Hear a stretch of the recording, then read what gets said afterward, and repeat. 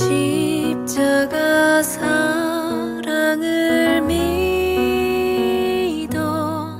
죄 사함을 너 받으라.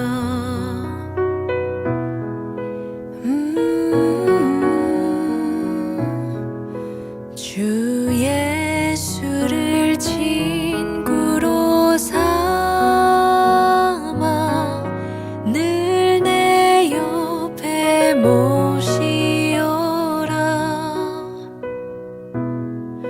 그 영원한 생명수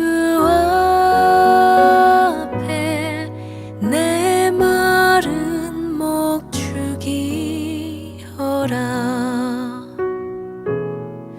주 예수께 조용히 나가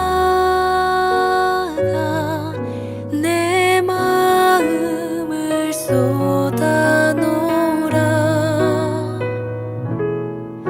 늘은 미리 보시는 주님, 그 은혜를 베푸시리.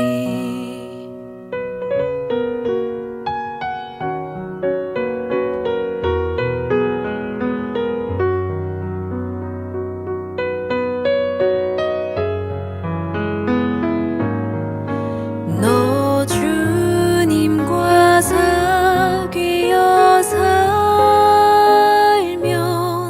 새 생명이 넘치리라.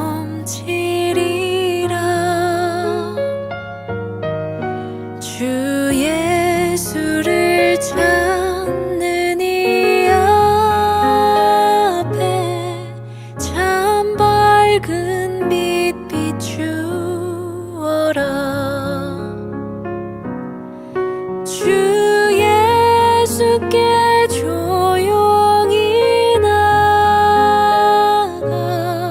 내 마음을 쏟아놓으라.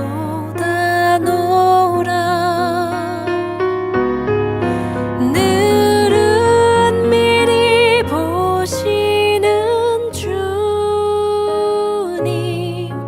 그 은혜를 베푸시리. 주 예수께 조용히 나가 내 마음을 쏟아놓으라. 늘은 미리 보시는 주님,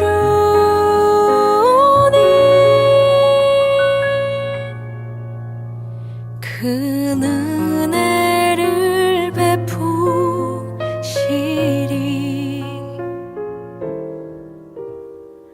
그 은혜를 베푸시리.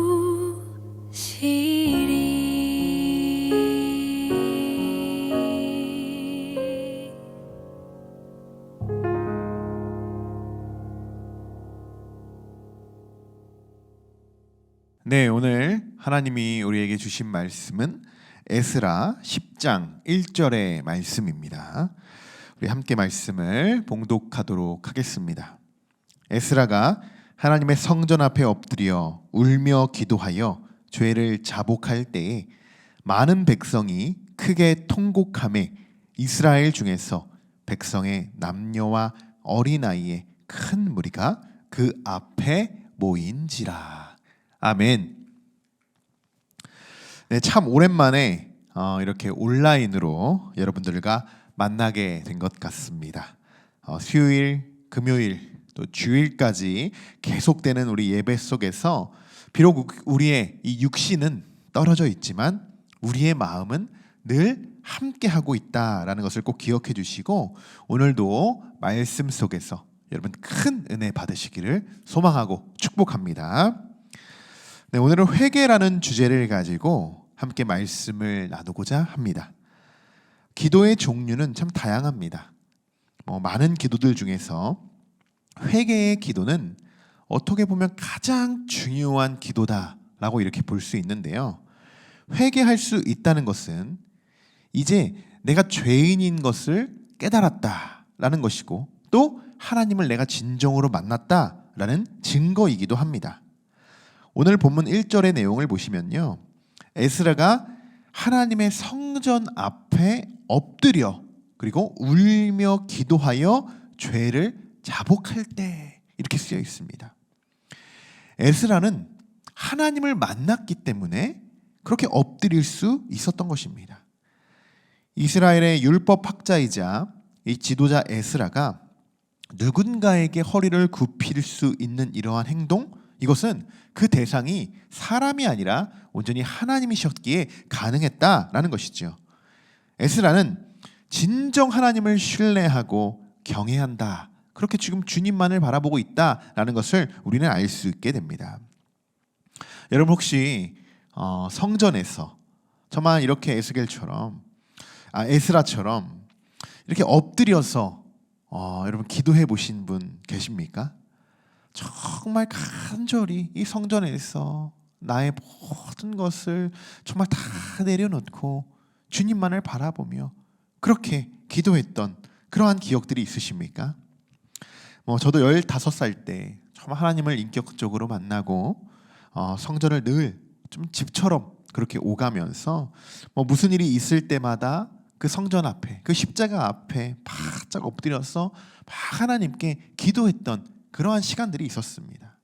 자, 여러분들은 어떠십니까? 지금 여러분 하나님을 신뢰하고 계십니까? 지금 하나님을 경외하고 계십니까?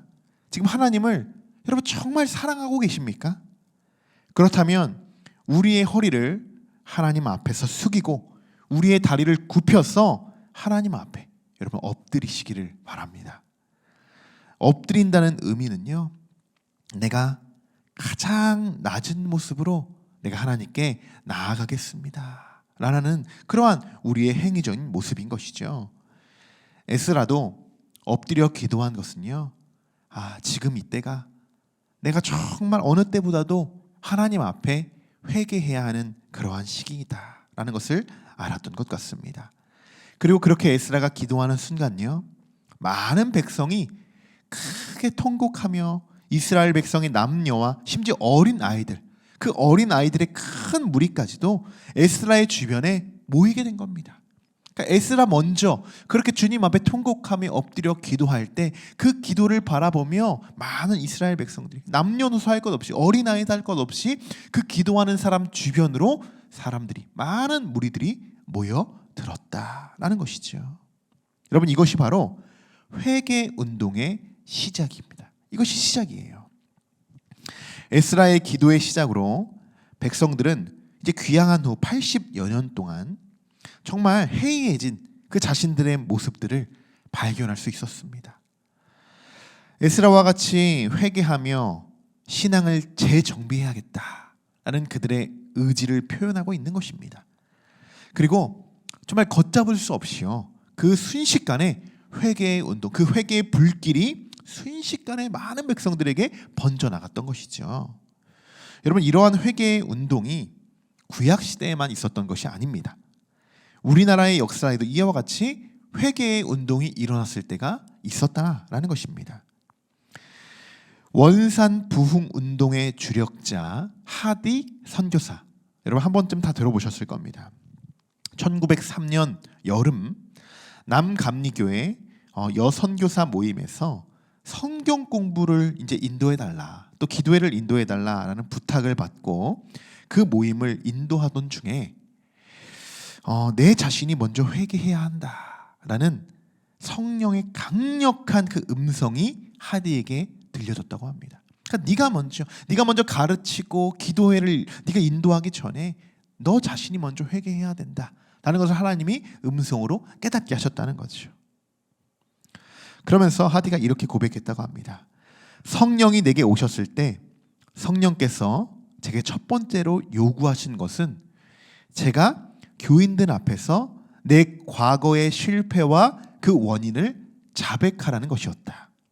이것은 매우 고통스럽고 수치스러운 경험이었다. 백인이라는 인종적 우월감, 또 의사라는 교만함, 자신이 성령 충만하지 못함으로 아무런 사역의 열매가 없었으며 심지어 조선인들을 무시했던 것을 용서해달라라고 눈물로 회개의 고백을 해야 한다라는 그 음성, 그것이 하디 선교사에게 하나님의 음성이 들려졌다는 거예요. 하디 선교사는 성령의 음성에 순종하여서 수치와 체면 손상에 무릅쓰고 자신의 죄악들을 낱낱이 고백하게 됩니다. 그러자 정말 놀라운 일이 일어나죠. 성령의 임재를 정말 하디 선교사 깊이 깨닫고 평안을 그가 느끼고 기쁨을 느끼는 것뿐만 아니라요, 많은 이들이 도전을 받고 이 원산 부흥 운동을 이 시작으로 인해서 많은 조선의 기독교인들이 전국으로 퍼져나가며 회개의 운동이 전국에 일어났던 그러한 역사가 1903년 이 하디 선교사로부터 시작이 되었습니다. 정말 쉽지 않았을 거예요. 선교사의 입장에서 선교적 실패, 성령 충만하지 못하면서도 내가 선교하고 있는 그러한 모습들, 조선인들을 무시하고 있었던 그러한 모습들을 내가 그들 앞에서 솔직하게 고백한다는 거 결코 쉽지 않았습니다. 여러분, 이것은 하디뿐만 아니라 우리에게도 오늘 적용시켜야 하는 그러한 말씀이 될 것입니다. 여러분, 죄를 짓기는 쉽지만 그 죄를 회개하는 것 결코 쉽지 않습니다. 회개는 말처럼 그렇게 쉬운 것이 아닙니다. 하지만 진정한 회개를 경험한 사람들은 하나님의 자녀로 분명 쓰임받을 수 있다라는 사실을 여러분 꼭 기억하시기 바랍니다. 하디 선교사는 이 사건 이후의 삶이 놀랍게 달라졌습니다. 그의 사역에는 성령의 능력이 나타났습니다. 그가 전할 때마다 성령의 임재가 불어나고 많은 사람들이 예수 그리스도를 믿게 되고 놀라운 성령의 그 놀라운 증거가 나타나게 되죠. 그리고 정말 한국 교회들이 그를 통하여 이 회개의 운동이 번져나가고 부흥할 수 있었던 그 초기가 되는, 그 시점이 되는 그러한 놀라운 하나의 사건이었습니다. 오늘 본문 이 에스라의 회개 운동과 또 정말 우리나라에서 겪은 이 하디의 회개 운동에 공통점 두 가지가 있습니다. 첫 번째는 회개 운동이 결코 강요로 시작된 것이 아니다라는 것입니다. 에스라의 회개 운동에 주목할 것은 결코 강요된 적뿐이 없을 거 아니라 이 일에 대해서 에스라가 백성들에게도 어때요? 같이 기도합시다 한마디도 권유한 적이 없어요. 권면한 적이 없죠. 그런데도 불구하고 그 에스라를 바라보던 많은 이들이 함께 회개에 놀라운 그 능력을 그 마음속으로 깨닫고 함께 기도의 자리로 나왔다는 겁니다. 결코 강요된 것이 아니라는 거예요. 자, 두 번째, 이들은 진정한 리더였다는 겁니다. 에스라는 말보다 모범적인 행동으로 이스라엘 백성들 앞에서 영향력을 행사하는 진정한 리더였죠. 그의 금식과 기도는 사실 어느 설교보다 감동적이고 그들에게 설득력이 있었습니다. 그랬기에 이스라엘의 백성들은 에스라의 기도에 함께 참여할 수 있었던 것이죠. 하디 선교사는 우월감도 있었고 교만하기까지 했습니다.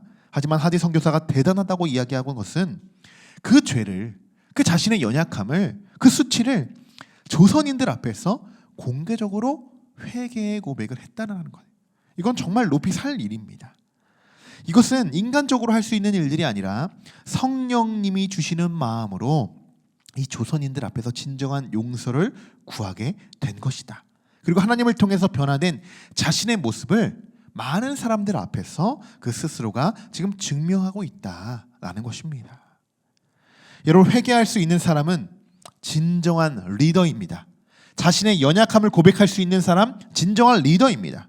그리고 그 진정한 리더는 회개한 사람이에요. 오늘 하나님은 우리들에게 이 회개의 의미를 다시 한번 깨닫게 하십니다.